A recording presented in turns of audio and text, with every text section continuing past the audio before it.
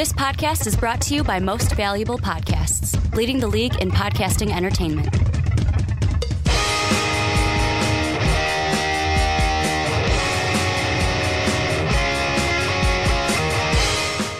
What's up, real MVPs? Ricky Widmer here, along with the Mark Weber. Dub them easy. And we are back here for the Onside Kick, the live football, or not the live, the pro football podcast is what I meant to say. Talking about live football. Talking about live football, but we are the professional football podcast here on MVP. It's great to say that because I know the XFL hasn't started, and I don't think isn't starting until 2020.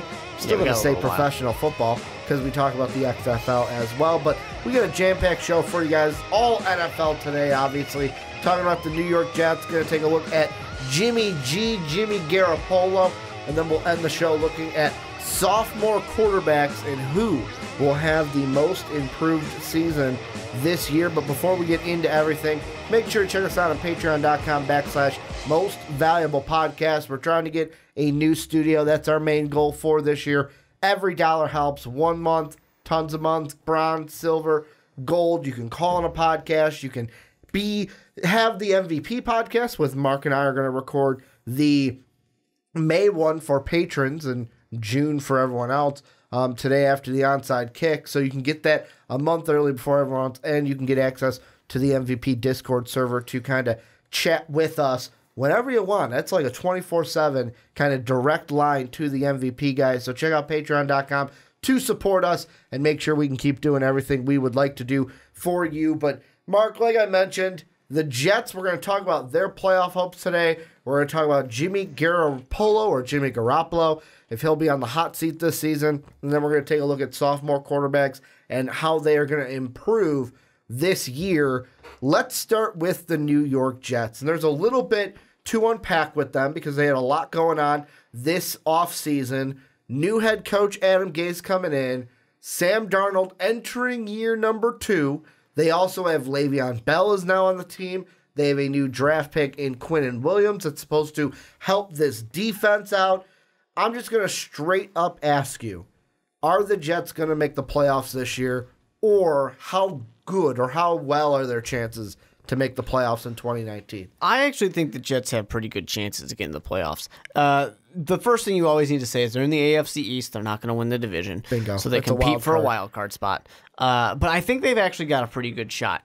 You know, last year they were not a great team, but they're a team that made a lot of moves. And it's dangerous sometimes because when you make moves and you spend your money, it doesn't always work out. Yeah. But in this case, I think it actually has a pretty good shot. They didn't do anything astronomical. You know, they made smart picks. They get a guy like Le'Veon Bell, who hopefully after his season off is going to be nice, well rested and ready to go.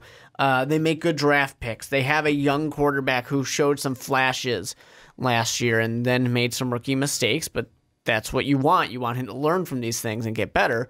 Gase has shown that he can shine offensively. We'll see how he does his second time around as a head coach.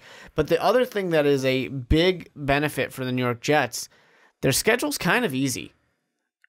I think their schedule's easy. It's easy in parts, but go ahead with what you're going to say about the easiness of the schedule. I just think their schedule is easy enough that if they can win enough games in their own division, that's the tough part. You can't lose your division. But if you're winning in your division, I see the Jets kind of cruising their way right in. And they have the best odds besides the Patriots, obviously, who are going to be in the playoffs. When it comes to a wild card, anyone else in their division, they have much better odds than anyone else, I think. Now, my question to you before I go full into the schedule, because I'm totally glad that you brought up the schedule, because that was one of the things that I'm like, I'm going to keep that in my back pocket for later on, but I'm going to pull it out now because you brought it up. The question I want to ask you before I go into it is, with the Dolphins and Bills, do you think they're splits? Do you think they can win 2 against a Josh Rosen or a Ryan Fitzpatrick Dolphin team, a Josh Allen Bills team? Because that, to me, I feel like there's 2 parts of the schedule, and the third part is, can you sweep either the Bills or the Dolphins this year? So what do you think they can about sweep Bills? the Dolphins. Okay. Yeah. You know, and I like Josh Rosen, but I think that there is some adapting Mark, to I'm this. actually rooting for Josh Rosen. Yeah, I do. But I think there's going to be some adapting that needs to happen. You have Adam Gase, who wants to beat his old team. You have a team that really needs to refigure itself out in the Miami Dolphins. Then you have the Buffalo Bills, which I don't necessarily think they'll sweep the Bills, but they'll for sure split with the Bills because the Bills are in basically the same spot, maybe just a little bit of a step behind the Jets. I would say they are a step behind the Jets at the moment, but they're not that far off either. Well, and here's the thing where I agree with you. I feel like I'm going split for both right now because the Bills, this team split before. They split last year. The Dolphins, yes, the Dolphins beat the Jets twice last year, but Adam Gase was on that Dolphin sideline and not the Jet sideline like he will be this year. And then number 3, I look at it and I go, this Jet team doesn't have the new additions that it made. It's not going to have. It didn't have that Adam Gase offense last year. It didn't have Le'Veon Bell last year. So those are going to play a little bit of positives for this team. So for the sake of argument right now, let's just say they split against the Bills and the Dolphins. That's 2 wins right away. For me, I feel like after week 6, they can get a few wins. They can, on top of their 2, they could get the Giants. They could possibly get the Redskins. They could possibly get the Raiders. And then after that, it depends, like, the Bengals. What kind of a Bengals team are we going to see? I'm going to put them in a win column right now, but everything else is a question mark. So that is 6 wins right there. My question for the Jets is what games can you steal? What games early on? Because I look at the beginning of their schedule. The first 2 aren't the hardest, although the Cleveland Browns have made additions this year, some good additions to their team, and are hoping to be a better team. I'm excited for that Monday night game, week 2, but I'm not ready to say that the Browns are a for sure win against the Jets. But after that, it's like you got to play New England twice. New England could sweep you. You got to play Philly at Philly, who's going to be a tough team. You got to play Dallas, who's going to be a tough team. You got to play Jacksonville in Jacksonville, who's going to be a hopefully we're thinking a better team than they were last year with Nick Foles. That's the true question, is those games from like week 3 to week 8, and then the 2 at the end, right before the Bills game, the Ravens and the Steelers. Now, the Steelers could be a little bit off this year. I don't think the Ravens are even that good. So, I mean, like, those are more winnable games. That's why I'm putting those in, like, if I'm saying, like, a tier 2. So how I would do is their games from week 3 to week 8 are tier 1. You got to steal one of those. Then you've got Ravens, Steelers, tier 2, and then everything else I'm throwing in tier 3, where the tier 3 are could be total winnable games that they could get. Well, I think that the big thing is the Jets made some good additions on defense, especially in the draft. And then they went ahead and got a guy like Le'Veon Bell, which is something they desperately needed last year. I mean, you look at their leading rusher, Isaiah Crowell, who's got 700 yards, basically. You're going to get a lot more out of Le'Veon Bell. Yeah. That's going to help Sam Darnold out a lot. Sam Darnold, who, like I said, had some flashes. Do I wish that the Jets got a big-name wide receiver at some point in this offseason? Yeah, I do. I think that would have continued to help Darnold out a lot. Wait until next year's draft. They'll get one. Like, could you imagine if they got it? Like, let's say the Jets were bad again and didn't make the playoffs. Could you imagine if they got a top 10 pick and got or I'm going to say even a top 5 pick and got a Jerry Jeudy out of Alabama, who everyone's thinking is going to be the number 1 wide receiver, or even later on, like Todd McShay's way too early mock draft. He even had a guy like T. Higgins go all the way to the Packers at 30. Yeah. So, I mean, there's going to be wide receivers in this upcoming draft for the Jets to grab no matter where they are in the round. Yeah, they'll definitely be able to get something, but I think the Jets easily can be a 9-win team. And, of course, there's also the other parts of, what does that mean for the rest of the AFC? Yeah. Is there, especially in the AFC West, where there's definitely more competition for that wild card spot. So if things kind of work out well for them, I think that they can get in. It is tough. They got to play the Patriots twice a year. Yeah. The Bills are an up-and-coming team. They're going to play some difficult teams as well, but their schedule to me doesn't make me sit there and say, oh, wow, 4-12 again. No. I think that there are plenty of these games that are winnable, and there's plenty of teams that are still question marks, like the Cowboys. Not that I'm saying the Cowboys are that big of a question mark, but when it comes to They slip up at times. exactly, and they get streaky. Is really for the Cowboys. The Jaguars' defense isn't quite what it used to be when it was great, and we got to see how they adapt with Nick Foles. You got the Giants that are falling apart, the Redskins falling apart, the Raiders are bad, the Bengals, like you said, we don't know what to see out of them. The Ravens quarterback can't be trusted to throw the ball more than like 13 times. The Steelers have a quarterback that's 1 foot out the door. There are enough teams out there where the Jets can kind of make their way. Now, with that being said, we're going to talk about the sophomore quarterbacks later. Yeah. But if Sam Darnold doesn't take a step forward and he just stays where he's at, looks like maybe he wasn't a good first-round pick, wasn't worthy of one of those top quarterback picks, then, yeah, the Jets are going to have a really difficult time winning games. But a lot of it's going to be dependent on him making a step forward and the addition of Le'Veon Bell. Well, and I'm not just going to say a step forward for Sam Darnold. The thing I was going to hit on is him and Adam Gase need to be connected. They have to be like this. I'm crossing my fingers basically for the audio listeners. They have to be just crossed to where it's like, you know what? We are working in tandem, because I thought about this today, and as I was thinking about the Jets. You look at New York last year. You look at Sam Darnold in a year that wasn't that great.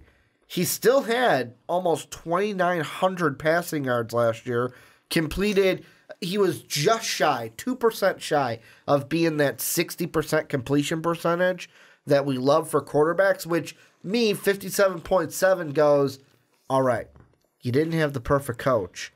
You can get to that 60 in my mind. Yeah. You're close enough in range. You're not having the best wide receivers. Yeah. You didn't have a great run game, so that put pressure on there. So, and he was sacked 30 times last year with a touchdown to interception ratio of 17 to 15, he was barely over 1 for 1.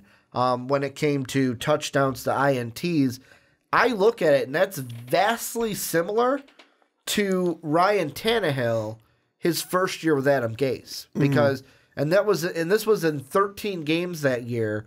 Ryan Tannehill had 2,995, so he was almost a 3,000-yard quarterback, 19 touchdowns to 12 interceptions, was sacked 29 times, but had a completion percentage of 67%. That's what I want to see if I am the Jets. I want to see Sam Darnold breaking that 60% completion percentage, because Ryan Tannehill with Adam Gase jumped from, it's not going to let me go to 2015. There we go. So he jumped from a 61, this was Ryan Tannehill with Adam Gase, 61.9 in 2015, and that was in 16 games. Then in 13 games with Adam Gase, 67%. If Sam Darnold can do that and jump from 57 to 64, then this Jet team might be in some games to steal some and could be that 9-win team that you think. Because I think as a floor right now, and of course we haven't done our season predictions, we got to wait for how. Right now we're in rookie mini camps. We got to wait for preseason to open up for all these teams to see what they look like. But I think that if Sam Darnold makes a jump and is in the 60s for completion percentage and is completing more passes, and this team steals some games, this could be a team that's like, hey, our floor is 6 wins, our ceiling is 9 or 10 wins, depending on how many we steal this year from the good teams on our schedule.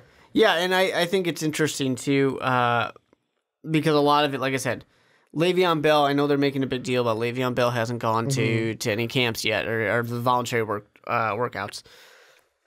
I don't really worry that much about Le'Veon Bell. Le'Veon Bell's known that he's been working for this contract that whole year he was off.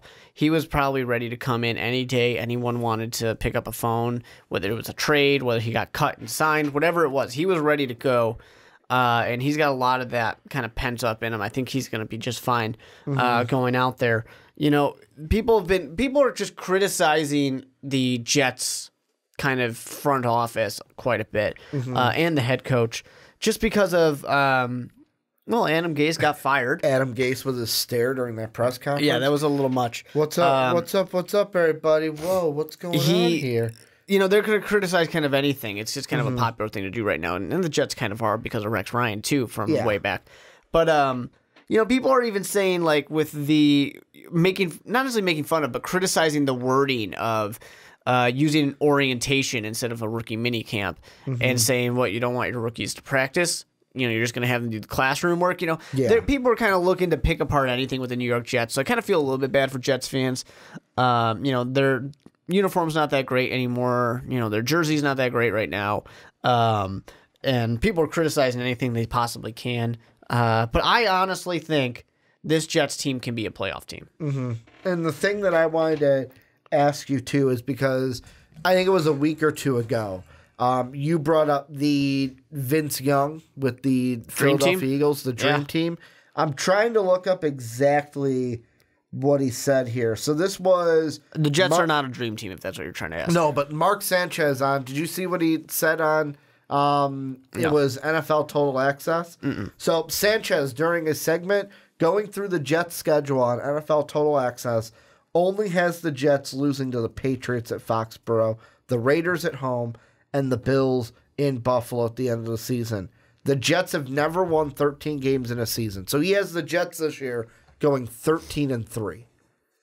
I don't know why they would lose to the Raiders at home, but sure. I know he's not on the team. I know this isn't exactly a dream team situation. Yeah. But is it stuff like this that is going to get some hopes higher than they should be? Because I'll be the first to tell you, the Jets are not winning 13 games. The Jets aren't winning the AFC East. The only thing, the highest that you have to go for is a wild card spot this year.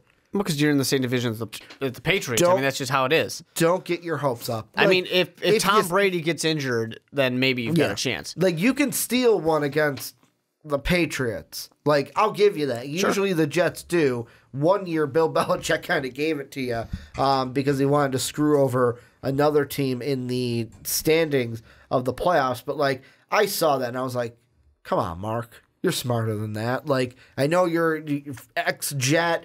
Got to go with the Jets. Got to root for the Jets. But I was like, come on, man. Come on. You really got to do that? One of the last things I want to ask you, though, is about this offense is, do you think the addition of Jamison Crowder is going to be a huge impact to this team? Because last year, this team had their leading receiver was Robbie Anderson with just over 750 yards. Next receiver was Chris Hendon. Let's see. Did I read that right, or is it Herndon? Herndon with 502 yards last season.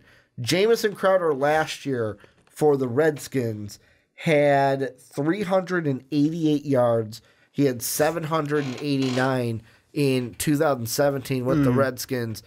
Is this an addition that's like, hey, it's just a body out there?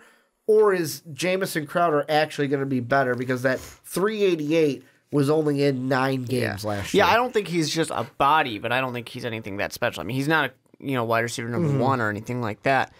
And that's kind of a problem for the New York Jets. They got to work out sometimes. They don't really have a true number one wide receiver.